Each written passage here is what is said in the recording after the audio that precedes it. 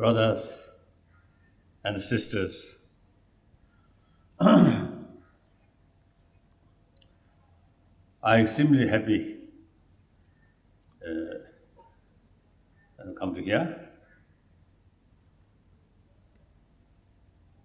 And I think I myself, when you put, you see, just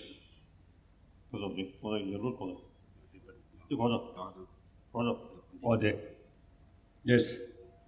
And I immediately felt in, I think, 1960, 66, I also, you see, got the gallbladder jaundice problem. Then my whole body, eyes, nails, everything become yellow. So at that time, later, I told people, or at that time, I truly become living Buddha. Buddha is yellow color, isn't it? So my whole body become yellow, so something like living Buddha.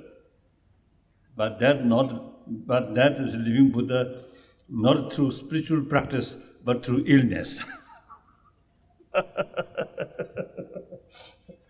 So as an old patient of Kalata, the jaundice, I think jaundice, hepatitis. So,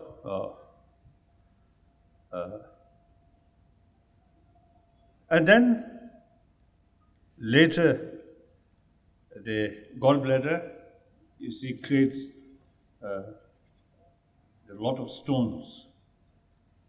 Then eventually, according very trusted sort of the professional sort of doctors, they suggest to me, now time comes, you should remove.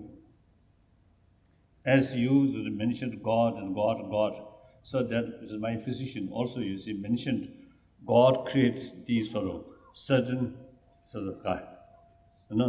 certain life or these organs.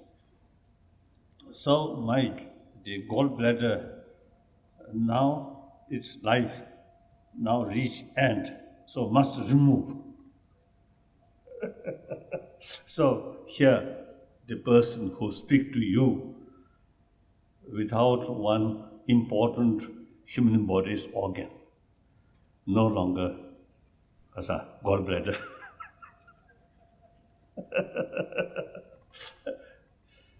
So, to some extent, through my own experience, you see, this institution, I think, really make immense sort of service to humanity, bring new life.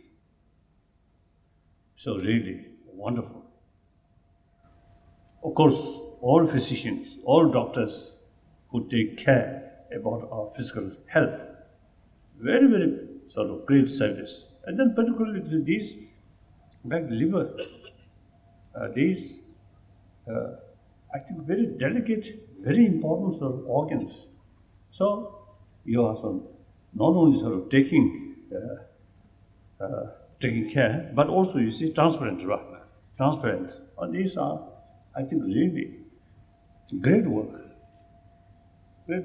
So I appreciate it.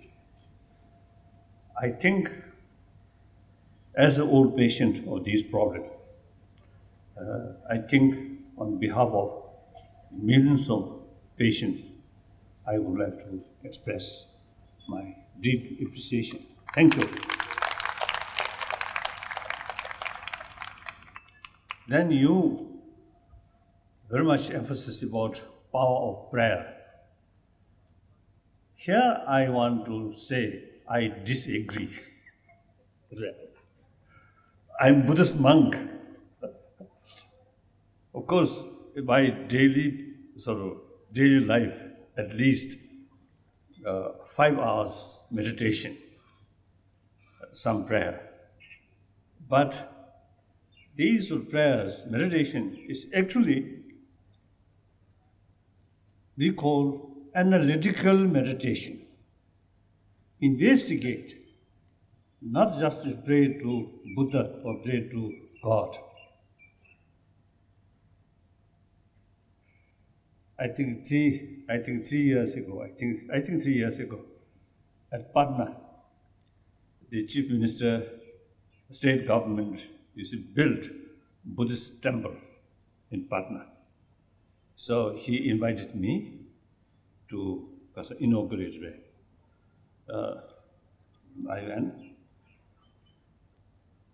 In his speech, he mentioned, due to Buddha's blessing, his provinces, his state rapidly developed.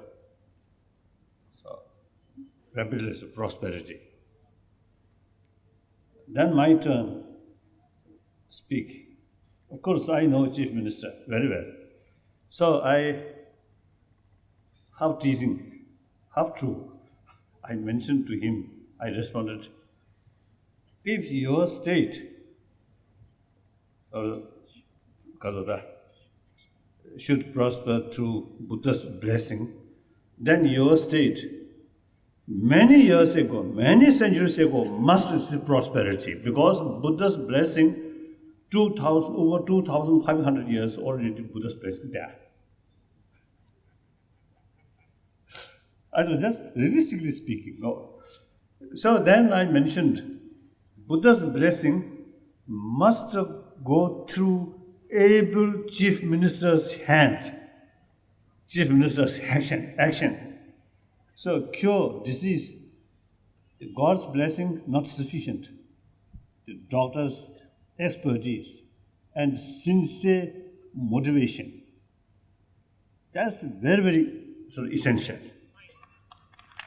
Again, I think before these modern technologies and also the medicines not developed, I think there are, a number of cases who have this kind of prayer, this kind of illness. So I think religious prayer over 4,000 years, always there. And particularly ancient time, whenever you see people face some problem, they always pray to God. But only modern knowledge about these virus, the causes of this illness, and then we can tackle not just prayer, not just waiting blessing, but actual medical treatment. So therefore, that I want. Therefore, with respect, I may say a little disagreement with your view. That also, you mentioned, seems to see that if I pray or something, it really affect. That also, I think, put too much responsibility on my shoulder. I do not want to do that. Don't believe me. Too much power, something like that. So in any way, as you mentioned, in the past, sometimes with a certain illness, once the people got that illness, then almost decide now will die. Now modern technology and modern medicines now changing that view. Except in some cases, otherwise, there is always possibility to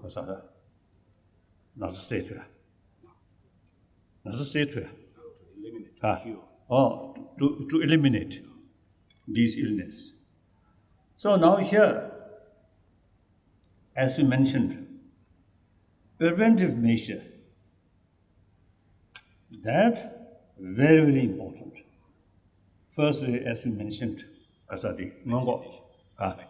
vaccination. That we must do. We must do that. And a few occasions, there's some drops for prevention of polio. Some occasion, I also, you see, dropping in child's mouth. Sometimes child may not that, so it's a little difficult. Otherwise, you see, very easy, just one drop. So these are, I think, preventive measure is, I think, very important. You should not neglect. But then,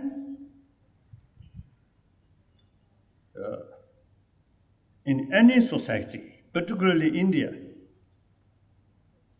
many people, millions of people remain under poverty, poor, and some remote area. So we must, now like you, because of half education already, investigation, investigate, local church, or university, So you must recruit people from the poor sort of area and give them opportunity and because of knowledge. And then I think real transformation of India must come from rural area, countryside. Just you see, few big cities, every occasion when I visit Delhi and also like Bangalore or Hyderabad or this area, every occasion I saw new building, new construction, huge constructions. It's good. But real sort of transformation of India must take place in rural area. Education, health. So I think you can make some, I think, significant contribution in that respect. Then, as a part of prevention, preventive measures, alcohol. One time, one of my long-time sort of friend, also is a Tibetan government official, who, I mean, their family quite well-being rare, quite okay. So one day, you see, he came to see me, and then you see his face become very black. And then he told me, now his liver now almost failed. Since I know him, so I told him, your illness is your own creation. Quite wealthy, so a lot of alcohol. So perhaps in the poorer section of people, maybe less. I think now wealthier people, a part of your sort of luxurious lifestyle, too much alcohol, that also, you see, must know create your own problem in future. So if you very much sort of fond taking alcohol, then a little bit, not much.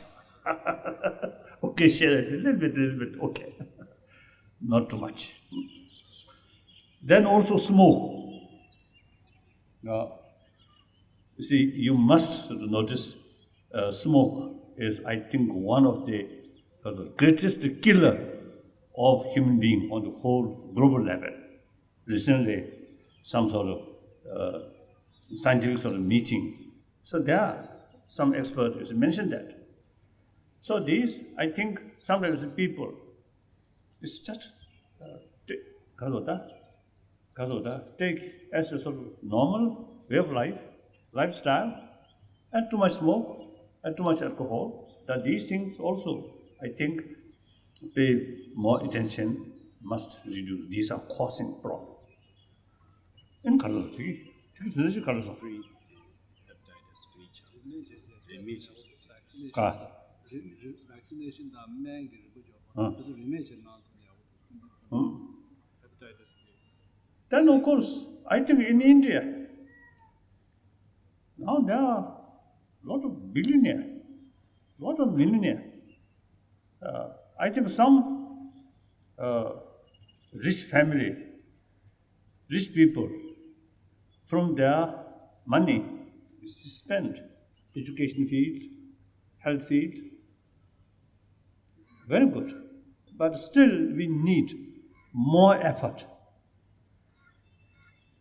Wealthier peoples from their money, I think should use constructive work. So free medication way.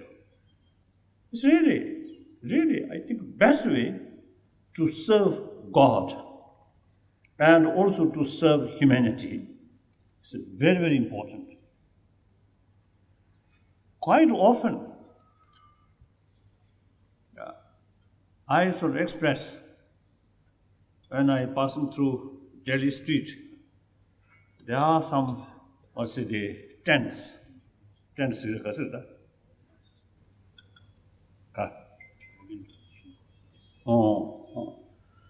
this is some tent, like tent. I thought, some religious ceremony or something may take place. Then I inquire, what is this for what? Then my driver told me for marriage. Some richer family, you see, they really, as a fund, spend more money for marriage. Then, many occasions, I express, instead of sort of making that kind of sort of thing, it's waste of money. I think it is better that for the marriage day, part of ceremony of the marriage, say, few trucks, fruit, cheese, bread, go around Delhi. Those homeless people, street children, give them at least one meal. That's, I think, a meaningful, marriage ceremony. Otherwise, waste of your money. Really. I think these are maybe part of your culture, but I think outdated culture. India's population increasing, a lot of poor people remain there. The wealthier people have the moral responsibility to help these poor people. Now this huge gap, rich and poor, this, we must make every effort to reduce this gap. So this gap, not only morally wrong, but practically also is a source of problem. So, I think those wealthier people, firstly, your own behavior, less alcohol or smoke, then sometimes better cycle rather than car. But, of course, long distance is an exception. But short distance, I think you use because of bicycle race. Because of bicycle race. That's, I think, better. That I want. Then,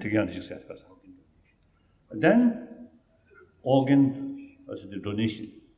The other day was a day, Obolo. There also, I mentioned, it is really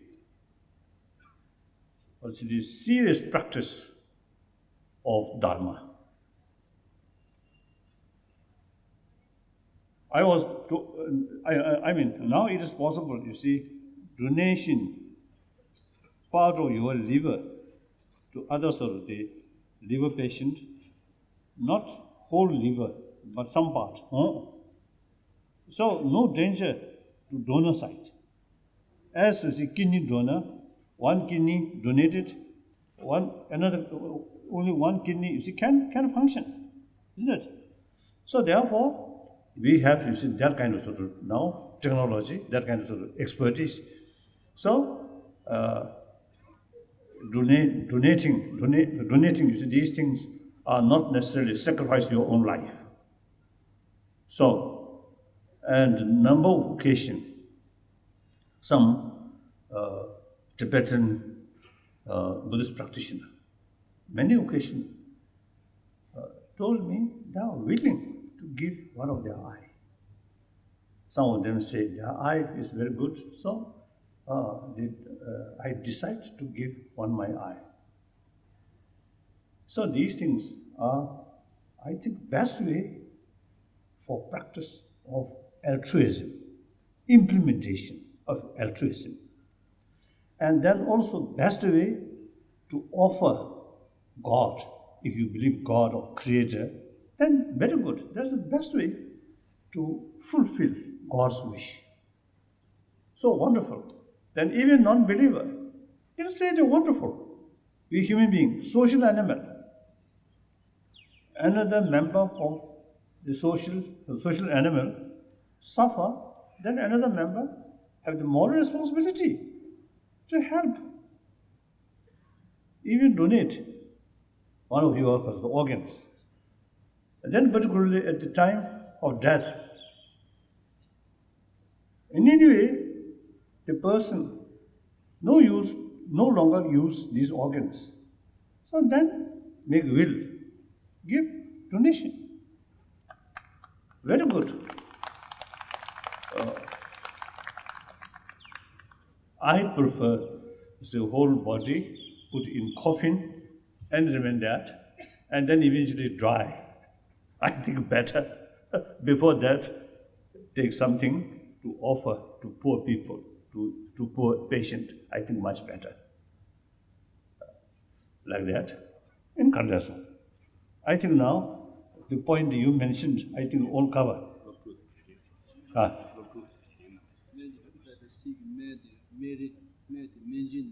지금 너무 살. 야, 어디 고무 중에? 왜 너무 살? 가. Oh. So it's a free medication, as I briefly you already mentioned, like that.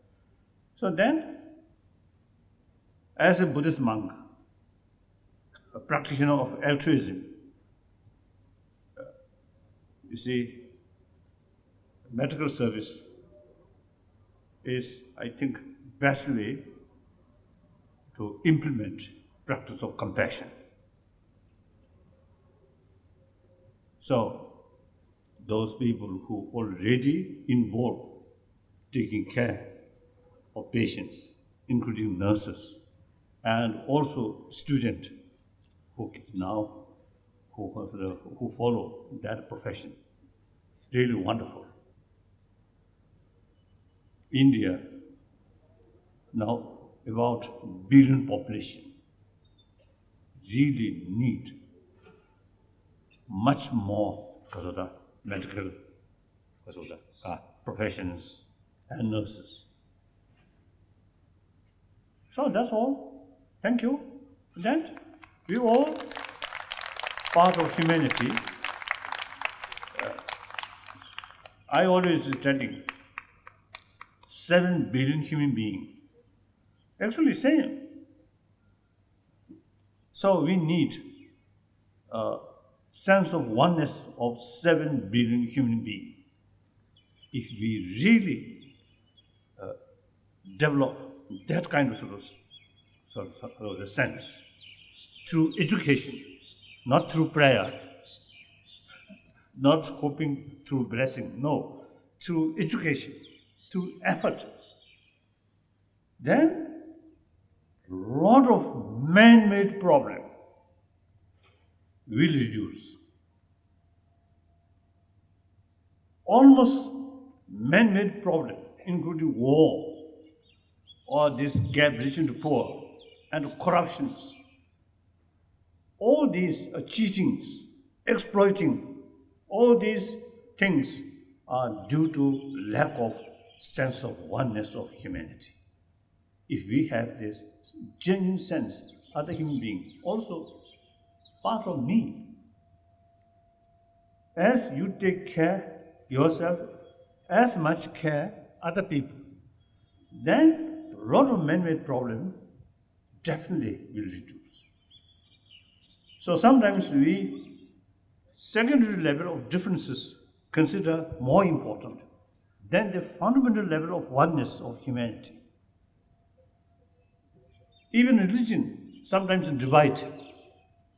So religious faith and nationality, different political system or economic system, these are secondary. Fundamentally, we are same human being. So we really need effort to promote the sense of oneness of humanity. So I found among doctors or medical field, I think no hospital, when patient come, I think no hospital asks what is your religion, what is your races, what is your sort of family sort of condition. Nobody asks that, isn't it? Perhaps some people may, on poor people, poor deaths come a little bit neglected. If you say one come looks like a Sir, but then more I think, more respect, that I think as our weakness, sometimes may it happen. But actually, you see, you treated everyone, no differences of religious faith, or whether believer or non-believer, or whether rich or poor, any patient you treat it same as a human being. So that spirit we must extend to every field. So that I want to share with you. So we all, whether doctors or not, or whether the medical people or not, we everyone part of humanity. So we must build that spirit wherever you live. It is our duty. That's the way to make contribution. Better world. Better world, is it through prayer? I doubt. Through work, through action.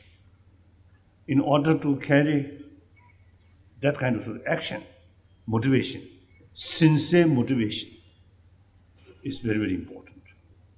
So, I just want to share with you. That's all. Thank you. Thank you very much.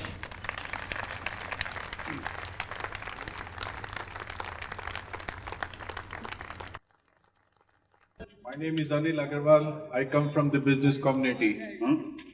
You've given us a message of peace. You've given us a message of donation. You've given us a message of how happiness can be brought. You know, happiness is different for different people. The rich people, as you said, they find happiness in doing large gatherings. Happiness to doctor like Serene is giving medical services to the people, irrespective of their wealth or poor. What is happiness to you, Holiness? Happiness in the sense, deep satisfaction. That's I consider happiness. So sometimes even physical pain gives you some purpose and gives you satisfaction. So hard work, difficult work give you satisfaction. So I consider satisfaction is the real sense of happiness.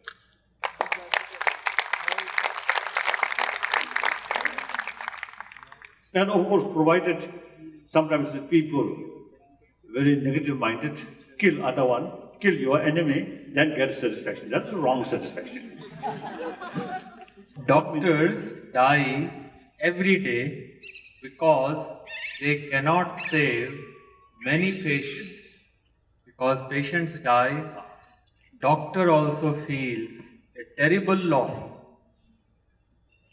I would like to ask, how should we as doctors who see suffering and death every day, enrich ourselves.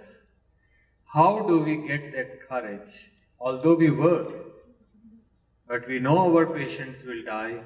Please tell us, how do we get that courage? Perhaps I think different form, different way. I also received, I think almost every day someone died, someone died, and some prayer. I think every day. So, of course, now we must be realistic. Death is part of our life. Logically, there is beginning, there is end. As my doctor has mentioned, my organ, there is certain limitation. So it is true. Our whole life, there is limitation. There is limitation. So therefore, I think accept the reality. And your attitude remain realistic attitude, not too much emotion.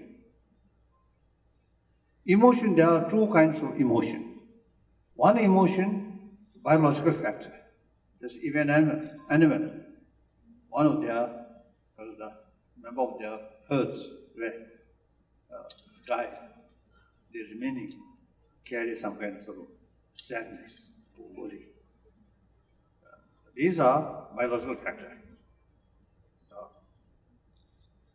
We also have that kind of emotion. But that emotion is biased, not based on intelligence or wisdom. So we human beings, compassion, sense of love or compassion or emotion must be combined with human intelligence. So someone dying. Emotionally, biological factor, you lose some dear friend or dear other patients. No? But then use human intelligence. Too much worry, sad, no help. Just I express for response some videos of question. The Nelson Mandela passed away. What I feel. And of course, I know him.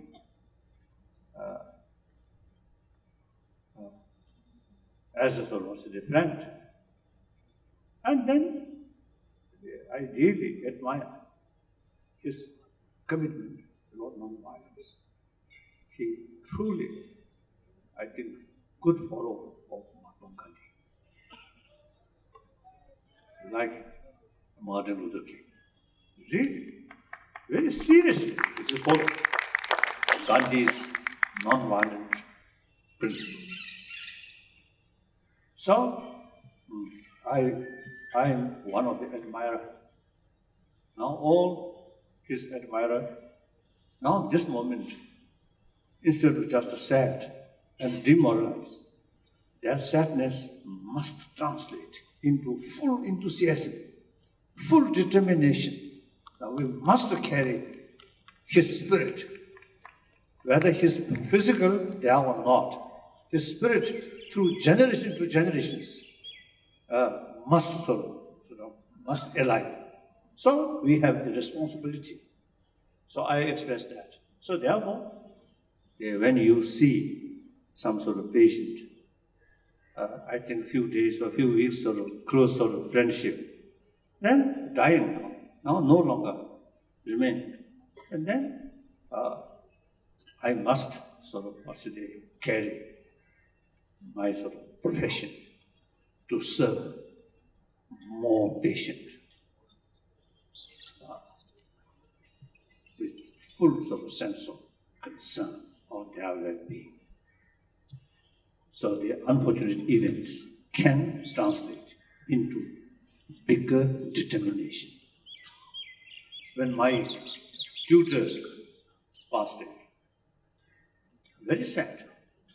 But then, now my tutor no possibility return. So now my duty is to fulfill his wish. So that sad event, Kasuta translates the source of determination, source of willpower. That I just express. That I think that's it. His Holiness, my name is Chunu Jindal. I have a small question. What according to you, is the most important duty for a human person to discharge, to comply with, or to observe when he has come to this land? What is the most important duty you would consider?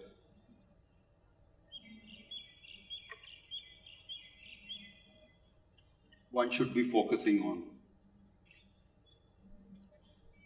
I think, as I mentioned earlier, many problems which we are facing is essentially our own creation. So that we cannot blame to those mischievous leaders or these things. The whole sort of society, the materialistic society, we have some kind of a culture of material value. And that also, the existing education system, oriented about material value. In early age, I think children, I think some extent, you see, the oneness of humanity there. One time I visited Pestalozzi in Switzerland. There are some Tibetan children also, you see. Also they remain there. So some children from Palestine group, some Jewish group, they play together. They do not consider each other something different. So oneness of human brothers, sisters, very young age. Then so long, I think the children receive some gift from anyone. They don't care. They're low caste or Brahmin. They don't care, isn't it? Or rich or poor or what religion. They don't care. So then gradually, when grown up, then we develop also the emphasis, importance of faith, or family background, or richness, rich or poor, and in India, caste system. So these, you see, so at the young age, basic human value are very much alive. Now we have to make effort through education. Try to educate. Awareness is basic human value. Then grown up, while grown up, growing, the education helping to sustain these basic human values. That education, moral principle, about education about moral principle, if based on religion, then complications there. So that's why India's constitution based on secularism, because India, multi-religious community. So India's secular concept is, I think, very wonderful. According to Indian sort of understanding about secularism, not only respect all religion, but also respect a non-believer. That's very unique. That we really need through secular way educate basic human values. Then, so no differences about religions, about caste system, all these things, different races, all these things. So therefore, I think India, has sort of special sort of potential to promote secular ethics on the basis of secular concept and through secular way. So that kind of approach is very fit in its existing secular education field. Okay. So that I think we need more effort in order to come more effort, awareness, importance of these things. So I think this moment we have to educate the real value of secular ethics. Then eventually we can introduce in different schools about secular ethics through education, not based on religious faith. I'm Buddhist. I always promoting that. I never sort of promoting Buddhism. No. If one Buddhist community asks me some explanation, then my duty to explain. Otherwise, I never try. Like that. Sir, Pranam. We normally talk of ethics in business, ethics in administration, ethics in our dealings with the patients, ethics in dealing with fellow men and colleagues.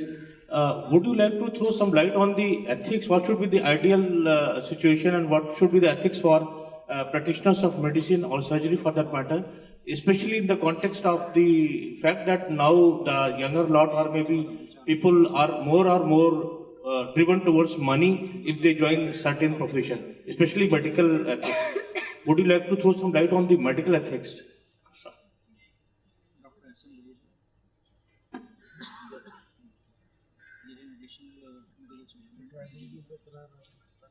I know one simple thing. When I was in Tibet, one Tibetan physician, very high sort of position, and quite well known, good sort of today, good physician. But then some people say, is it that physician?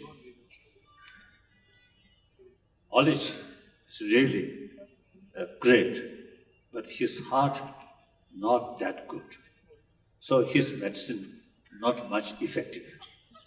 Some other doctor, physician, say, oh, that physician, knowledge not that sort of high, but very warm-hearted person. So his medicine, very effective. So I also experienced when I spent a few days in hospital. There are a few hospitals, one occasion in Bombay, one occasion in Delhi, like that. And I know China also in the past. So when I used to do, as a patient remain in the hospital, nurses or doctors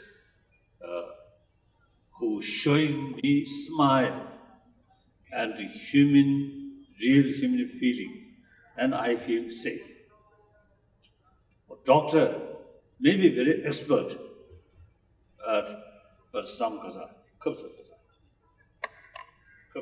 or some injections or some little sort of small knife without smile, then sometimes feel, oh, he may carry experiment on my body.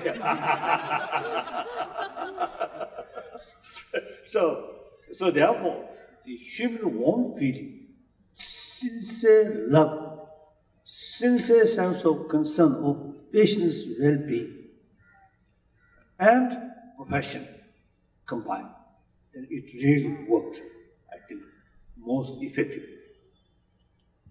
If you treated patient like a machine without affection, then may not much effect.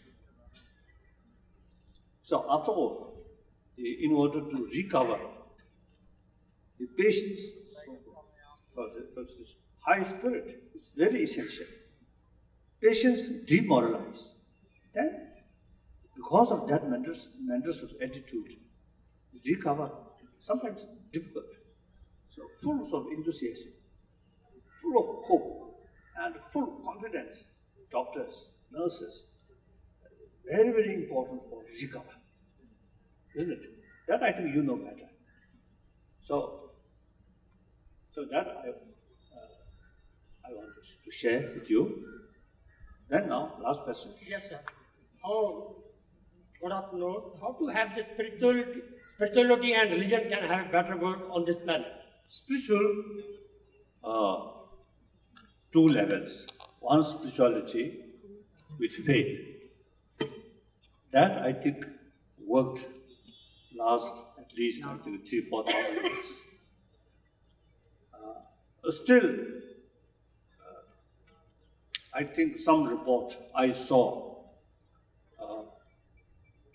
out of 7 billion human beings, around 6 billion human beings are believers, and about 1 billion non-believers.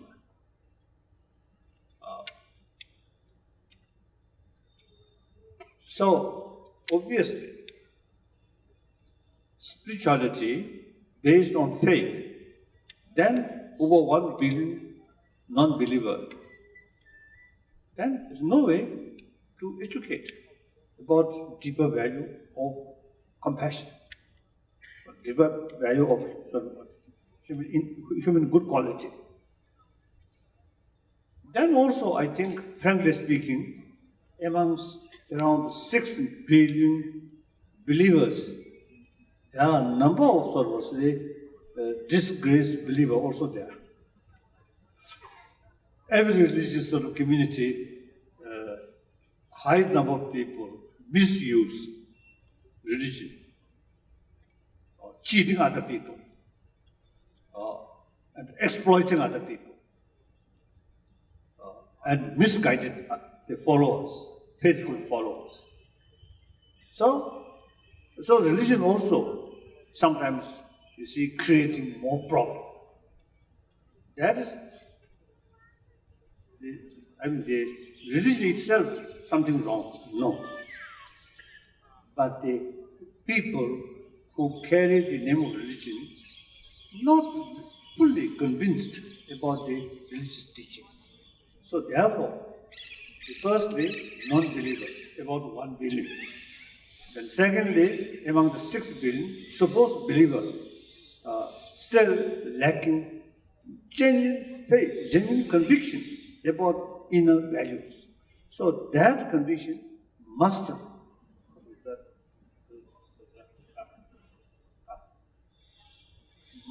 create through education, through awareness. So there must be 2 levels of spirituality. One spirituality with faith, another spirituality, no, not based on faith, but simply use common sense and scientific findings. Now some scientists, through their years experiment, they say anger, hatred, fear, actually eating our immune system. Other hand, more calm mind, more compassionate mind, you see, very good for sustain about our immune system. So therefore,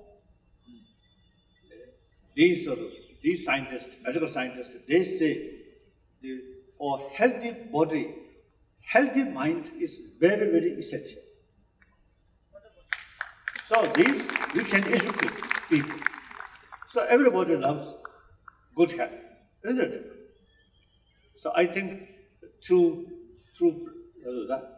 education about warm-heartedness, then gradually through healthy mind, through healthy mind, physical health improve. So then gradually doctors become jobless. That's a good one, isn't it? Thank you.